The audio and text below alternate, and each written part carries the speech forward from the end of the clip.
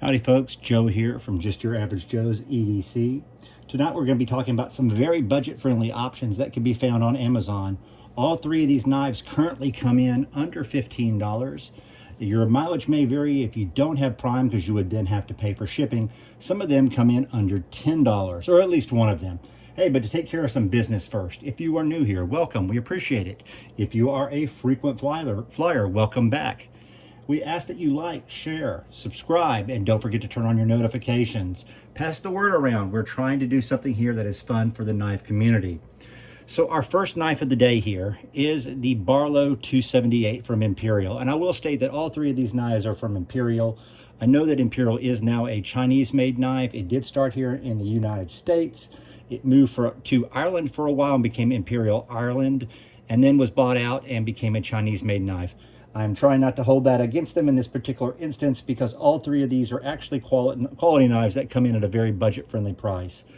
The first one is the Imperial 278 Barlow. You see it comes in the budget packaging.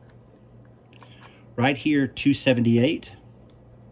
I ordered two of these at first when I was placing the order. I ordered one for myself and one for my son. This is my copy. His is in his little knife box. I have used and carried this numerous times. Out of the box, it was screaming sharp. You have to be very careful with this knife. The pull on it is pretty hard, especially on your little pin blade, and it is very easy to cut yourself. It does have the plastic scales, but they are simulated to look like wood. The fit and finish is good, not perfect, but it is good.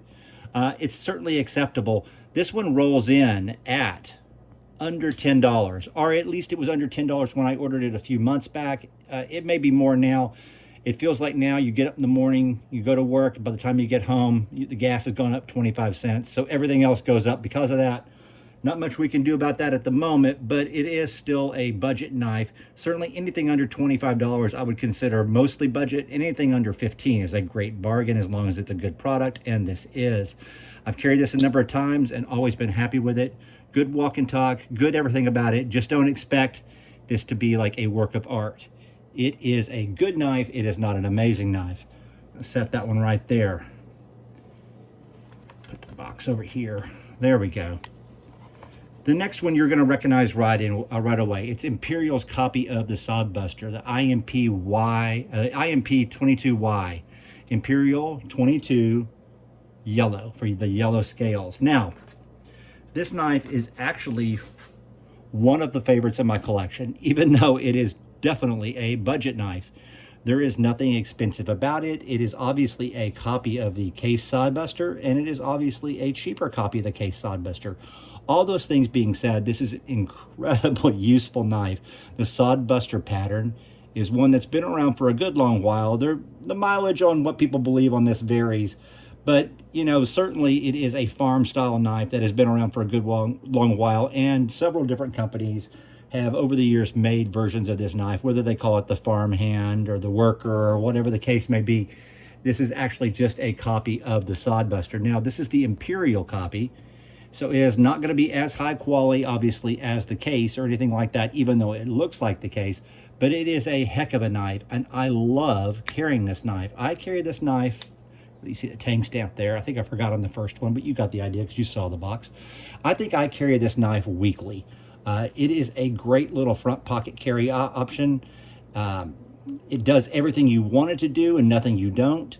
The only problem I would see with any Sodbuster, or that most of your models of Sodbusters do not have a lock on the back. I think that would be helpful. I think it would be good, but it's just not part of the pattern. But the Sodbuster itself is a design that has been used for quite a while, and it is very handy. And I think you'll find a lot of knife people who carry one of these daily, no matter what else they carry. I honestly use this one. I use it at work and things like that, cutting open boxes, you know, opening packages, stuff like that. But then when I get home, I find I might be in the kitchen or something. I need to cut a piece of fruit.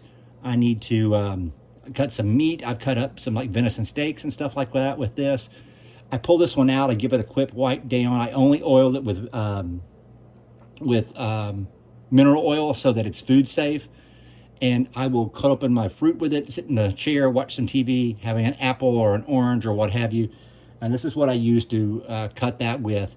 I think, it's one of those things about having pocket knives and lugging pocket knives. You're just going to ignore the kitchen knife drawer and you're going to go for these. This is a heck of a knife and comes in at a bargain. Right now, I want to say it's something like $15 to $16 on Amazon.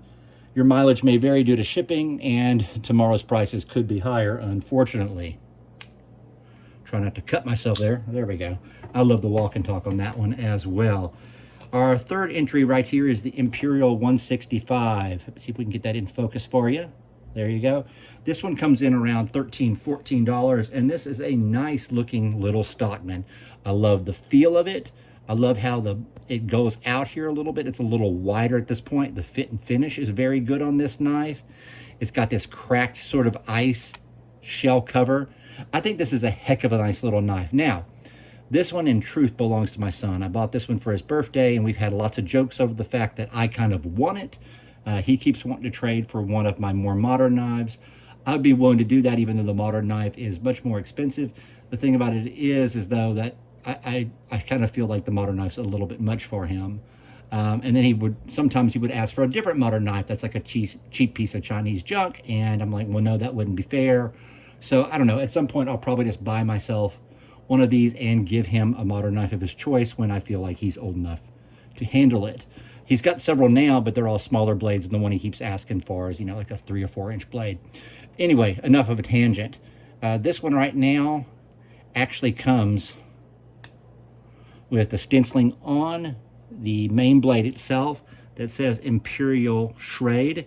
You got your Tang stamp right here, Imperial. You got your Spey blade, and if you're a fan of Stockmans, you know what this blade was originally designed for. Ouch.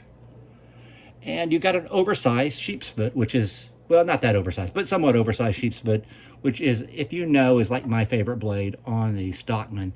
I guess it's oversized in the fact that it sticks out higher than the others, but it's not really a big fat sheep's foot blade. Regardless, I think this might in some ways be the best bargain of the bunch. And that's a hard thing to say. This rolls in around $14. You get 3 blades. You get a great set of scales on here. You get a sharp looking knife. You get real good walk and talk. So that, huh? All of that for under $14, under $15. It's a heck of a nice little knife. I actually have not had the joy of carrying this one, but my son does use it quite often, and it's been quite enjoyable. So I hope that these 3 options are something that you can take into account if you are looking for a nice budget option on Amazon. All 3 of them are low cost and high quality knives. I mean, they're certainly not Case, they're not Buck, anything like that, but they are a quality knife that will last a long time. I probably own more Imperials than any other type of knife, but that's because I find them quite frequently in places like flea markets and pawn shops dirt cheap, and they're a lot of fun to repair because, hey, if you mess one up, that's not that big of a deal. You didn't invest that much money. But the newer ones, certainly they're probably not made to be, collectibles or anything like that, but they are fine quality knives. So as always, I appreciate you stopping by. Thank you so much for your time. God bless and have a good night.